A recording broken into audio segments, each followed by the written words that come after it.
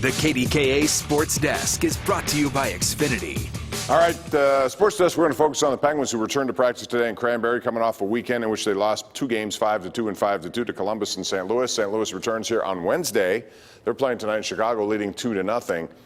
But the Penguins got more bad news. They lost Brian Dumoulin in that game. He had surgery, severed tendons in his ankle, which is, a tough injury to go through. They surgically repaired it, but there is, you always worry about infection and stuff like that. But he should be gone for a couple of months. Today they go back to practice, and what happens? Well, guys get out there, and then Patrick Hornqvist, who has missed some time already this season, he ends up getting involved in something that knocks him to the ice, and he is now out with a lower body injury. And you see him there next to Malkin, and he had to leave, and he is now day-to-day, I assume. We'll get an update, and likely he will not play tomorrow. Or Wednesday night, with St. Louis coming to town. But Hornqvist is one of those guys, he plays the way he plays, and that's just the way it is. He can't change who he is. He's going to go to the net. But that's an unfortunate situation because the last 2 of the 3 injuries have happened, one in a morning skate in which Brian Rust got injured. He's doing better. Missed a couple of games, however. And then, of course, Dumoulin in the game against St. Louis. And then you had today at practice. Hornqvist has that. We have some tweets, and you can tweet me up at KDPump. This is from Anthony Morinelli Jr. He says, "Hey, Pomp, is there any word on Juju's return? Haven't heard anything." I wouldn't look for it anytime, Anthony. I think it's going to be still a few more weeks. He's dealing with an injury, and I think it's a PCL injury on his knee, so I would not expect to see him, certainly not this weekend, hopefully for the Buffalo game, but that may be a bit of a stretch. James Conner could return this week, but I think when you talk of division of labor, to use Mike Tomlin's terminology, if I'm them, I'm going to be cautious with James Conner. Even if he gets back into the lineup, I certainly don't want him to handle the ball 20 to 25 times because we saw when he came back the last time, he re-aggravated that AC joint, and you want to take your time with him. Benny Snell did a very good job, and he has, I think, a knack for being a good between-the-tackles runner, and I expect him to continue to do that. So it's a nice situation to have, but I would make sure that they're 100%. You don't want to put him back in there and then all of a sudden have things go the other way as well. So it should be a very fascinating week this week with all these games and the way the schedule is, as I said. The Bills are a team that I really look to, and I think they're much better than people thought. Josh Allen's getting better week by week. Their defense has carried them. And as we have seen, people don't want to give young players their due. They expect immediate results. Sometimes you have to be patient and let them grow. Josh Allen was not good last year in Buffalo.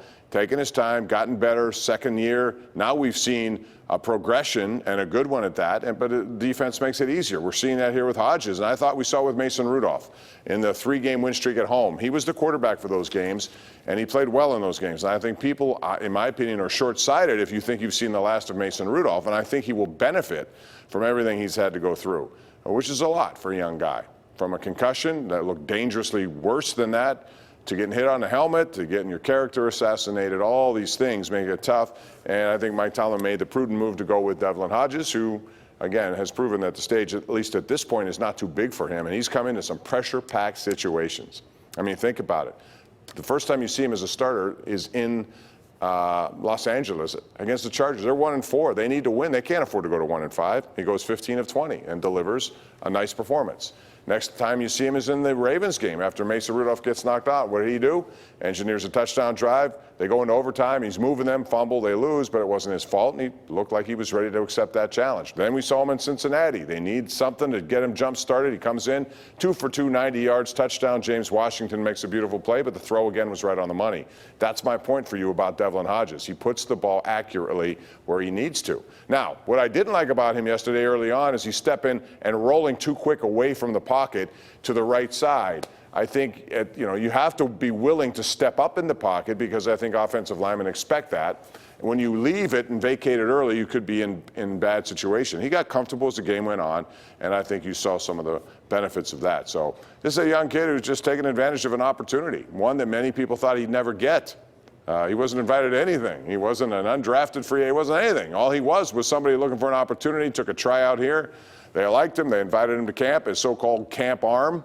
Well, the camp arm delivered some pretty good numbers, so he ends up getting on a roster. They have 3 quarterbacks with Dobbs there, and they can't afford to keep him around, so they cut him, and then they bring him back when they trade Dobbs. But I think in the back pocket, Kevin Colburn and Mike Tomlin knew that he could be the guy to come in here even after the trade for Josh Dobbs. So so far it's all pretty good with that. But it's going to be a fascinating last 4 weeks. And that game, I know a lot of you out there, based on some of the tweets I see, are upset that they flexed it, but the NFL can do what they want 2 weeks out, and they look at that game as a very, very big game in the AFC landscape. So they flexed it to 8:20. I feel bad for some of you, who've come from out of town and have an opportunity to be here, want to see a game that you're going to fly out. You have to change your flight now.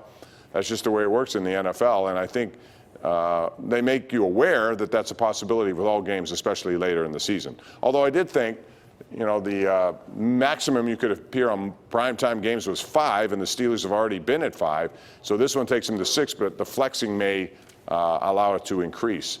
So we'll see. Anyway, that should be a tremendous game. It's the only home game left on the schedule. They have at Arizona, at Jets, at Ravens. And I think the Steelers, you could, to me, look at it and say 2-2 at worst, 3-1. If they go 2-2, the question is 9 wins. Will it be good enough?